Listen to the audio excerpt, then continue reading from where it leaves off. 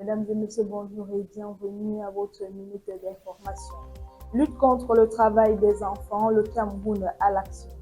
Depuis le 17 novembre 2025, le ministre du Travail et de la Sécurité sociale conduit la délégation camerounaise à la 355e session du Conseil d'administration du Bureau international du travail. Le ministre a été reçu en audience par le directeur général et la directrice en charge de la gouvernance et des questions relatives au travail des enfants. Ces échanges ont permis de revisiter les avancées de la coopération et de renforcer l'accompagnement pour un travail sûr et équitable dans d'autres pays. Les travaux se poursuivent jusqu'au 27 novembre 2025. Culture Ngondo 2025, l'esprit Sawa résonne plus fort que jamais. La grande célébration traditionnelle du peuple Sawa bat son plein et l'édition 2025 s'annonce déjà exceptionnelle. En ouverture des festivités, la caravane Paix au village a parcouru plusieurs arrondissements du pays et au-delà, portant un message fort, unité, cohésion et retour au vivre ensemble. Au rythme des pas, des chants, les chefs traditionnels ont rappelé la vocation profonde du Ngondo, rassembler, apaiser et guérir, même lorsque le climat social est parfois traversé par des tensions. Avec son inscription au patrimoine mondial de l'UNESCO et un thème résolument tourné vers la solidarité, le Ngondo 2025.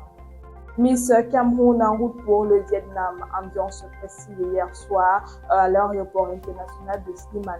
Notre Miss Cameroun rayonnante et déterminée à quitter le pays pour le Vietnam où elle représentera le Cameroun avec élégance, courage et intelligence.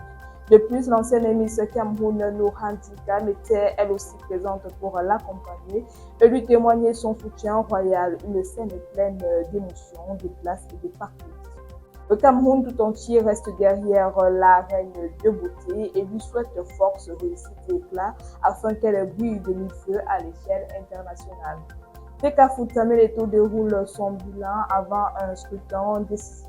À quelques jours de l'Assemblée générale élective prévue le samedi 29 novembre 2025, Samuel Eto'o, président sortant et candidat à sa propre succession, a présenté le bilan de ses 4 années à la tête de la Fédération camerounaise de football.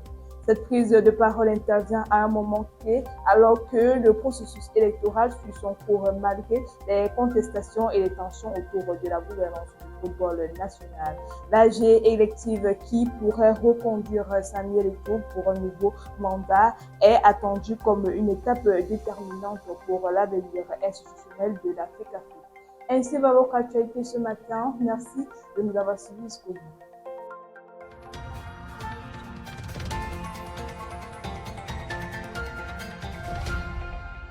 Campus TV, nous sommes ensemble.